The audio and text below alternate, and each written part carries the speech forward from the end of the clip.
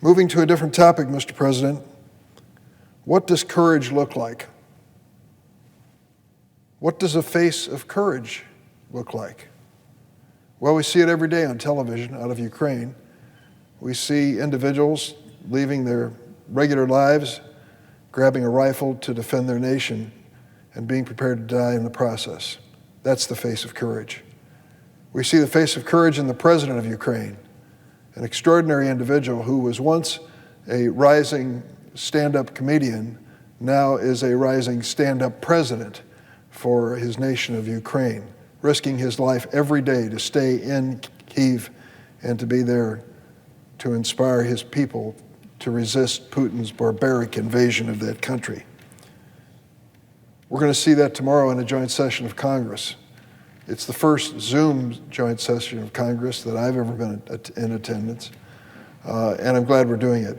For the last several weeks, I've been in touch through Zoom conference calls with President Zelensky. He is a courageous man. But courage is not limited to Ukraine.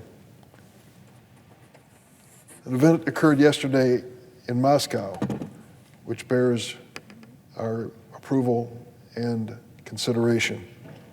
On state-run television in Moscow, a woman was reading the propaganda that was on the show when an employee of that same channel burst onto the set and interrupted the news broadcast. Her name, and I'm going to try to pronounce her Russian name here, Marina Ovsyannikova. Marina Ovsyannikova. That's her, standing here holding a sign saying no war. She was wearing a yellow and blue necklace, the colors of Ukraine. And this woman, an actual editor at Channel 1 in Moscow, shouted, "Stop the war, no to war." Their sign says, "Don't believe the propaganda, they're lying to you here." It was signed in English, "Russians against war." Now, this might have been the sort of thing that's just viewed as a disruption, but in Russia, under Putin, her actions constitute a crime. What has happened to her? Well, we don't know. She disappeared shortly after this appearance on television. Under a new law, she could be sentenced to up to 15 years in prison for using the word war to describe Russia's invasion of Ukraine. But she was unbowed. Before her protest, she recorded a video which has been released through a human rights group. I want to read you what she said in this video. "Regrettably, for a number of years, I worked on Channel 1 and worked on Kremlin propaganda. I'm very ashamed of this right now," she said. "Ashamed that I was allowed to tell lies from the television screen. Ashamed that I allowed the zombification of the Russian people. We were silent in 2014 when this was just beginning. We did not go out to protest when the Kremlin poisoned opposition leader Alexei Navalny."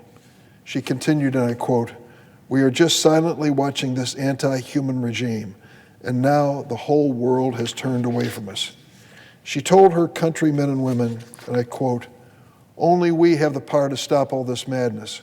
Go to the protest. Don't be afraid of anything. They can't imprison us all."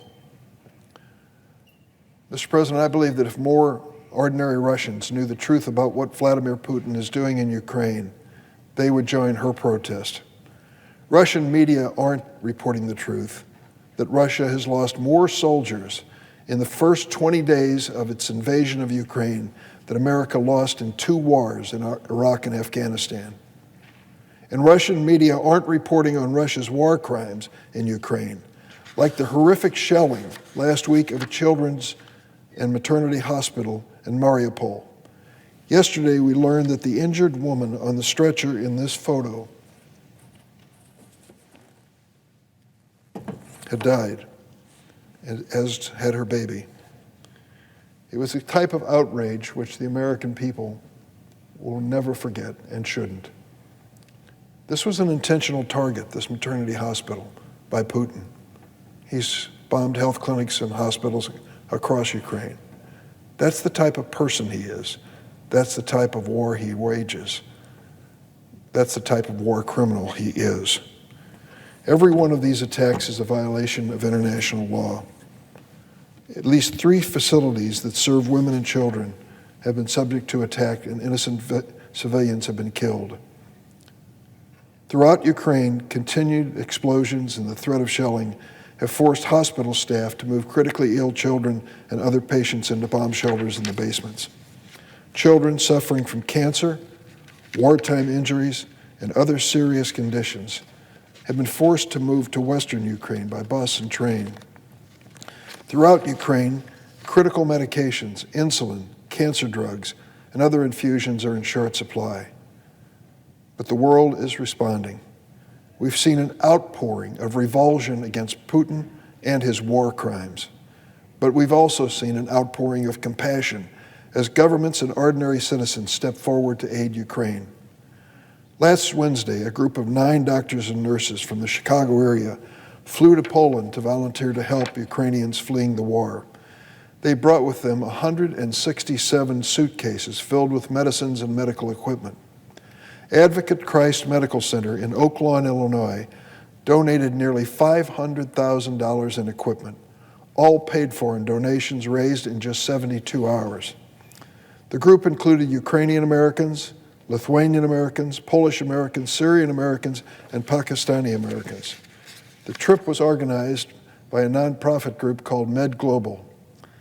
It was founded by a man who is my friend, and I'm proud to say that, an amazing Syrian-American doctor named Dr. Zahir Salul. Over the years, this organization has taken medical missions to Syria, Burma, and other places torn by the conflicts that do emerge in these areas. On this trip, the doctor and nurse spent 2 days in Lviv, providing medical care alongside Ukrainian doctors. They then returned to the Polish side of the border to provide aid to refugees in local hospitals. Let me say a word about the refugees that are currently inside Ukraine and leaving Ukraine. The estimate now that of the nation, a population of 40 million, Ukraine has more than 3 million refugees. Let me put that in perspective for a moment. 3 million refugees in a matter of 20 days of war. Can you imagine? If it were the United States and a similar proportion of the population, it would mean moving the state population of the state of Texas out of the United States in 3 weeks. That's what's happening because of the terrible war and invasion of Vladimir Putin. Providing medical assistance doesn't stop with what I've read to the record. Chicago is also blessed with one of the finest pediatric hospitals in America, Lurie Children's Hospital. Lurie Children's has shipped 1.25 tons of medical supplies and medical equipment to Ukraine. Staff at Lurie's Children are now exploring with federal officials how they might help bring some of Ukraine's most critically ill children to the United States for needed medical treatment. A hospital spokesman called me last week to say that she was initiating an effort nationwide in the United States to ask every children's hospital to pitch in. If there are kids in Ukraine or out of Ukraine now as refugees who are in desperate need of medical care, America is going to be there. I'm so proud of Lurie Children's and all the other children's hospitals across the United States. They're exploring the same opportunity and challenge. I applaud America's children's hospitals for answering the call over the next several days to provide medical support for pediatric patients in critical need. I urge our federal agencies to assist in logistical challenges. Together, we can save these children's lives. Tomorrow morning, a truly heroic leader, Ukrainian President Vladimir Zelensky, will address this virtual joint session of Congress. He will ask Congress and the American people to stand with Ukraine, to defend democracy and human dignity, and to bring this horrific war to an end. We must answer that call. This fight is not Ukraine's alone. This is a fight for democracy and the right of people to choose their own leaders, decide their own destiny. I'll close with these thoughts, one from Garry Kasparov, a chess grandmaster, Russian expatriate, fierce critic of Vladimir Putin. Yesterday, Garry Kasparov tweeted, and I quote, "Letting Putin crush Ukraine and murder thousands of innocents in a European war of conquest will redefine the world order." so would stopping him. We choose by action or inaction which world we want to live in. America should choose to stand with Ukraine. Slava Ukraini. And one last point. Zelensky made a very important observation when it came to Putin and his future. I don't know if there are enough brave Russians to stand up to him. I hope there are, to depose him from power in that country. But if they don't, we are naive to believe that Ukraine is the end of his conquest agenda. He wants to restore the Soviet Union, and many of us know what that means. The Baltics, that means Lithuania, Latvia, and Estonia, as President Zelensky reminded us, would be the next target. They're small, they're near Russian populations, they're near Belarus, which has become a pawn of Vladimir Putin, and they're vulnerable. The only thing standing between the Baltics and subjugation by Vladimir Putin is the document known as the NATO Charter.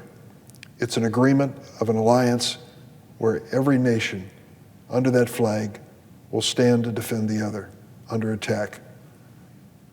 Most of us don't remember, but after 9/11, 2001, the NATO allies came together and said that the United States had been attacked under Article 5 and that they were willing to defend us if the terrorism continued. That's the kind of solidarity which we needed then and which the world needs now. The NATO alliance was unfortunately weakened under the last president, but they've come around now to become a powerful force.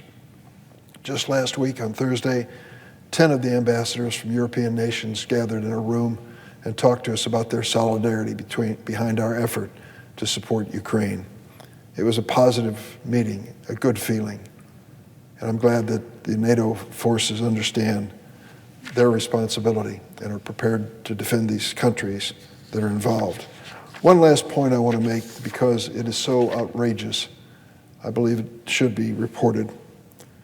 The question really comes down to an interview of Donald Trump, the former president of the United States, by Jeanine Pirro on Fox Television. He called Putin's invasion of Ukraine a project to rebuild a Soviet empire that had been, in the words of Donald Trump, quote, full of love, close quote. Full of love, a Soviet empire. Unfortunately, the former president has no knowledge of history, nor does he have any understanding as to what happened to the countries under the subjugation of the Soviet empire, how they were forcefully brought into that alliance, which they never wanted to be part of. He obviously doesn't recall that 4 million Ukrainians died in the famines of 1930s under Joseph Stalin's Soviet rule. At one point, Ronald Reagan called the Soviet Union an evil empire. For Donald Trump, it is, quote, full of love, close quote. How can he be so far wrong and not see the obvious, that Putin is not the spiritual man he was once identified as? He is a ruthless war criminal, and innocent people are paying the price for his outrages.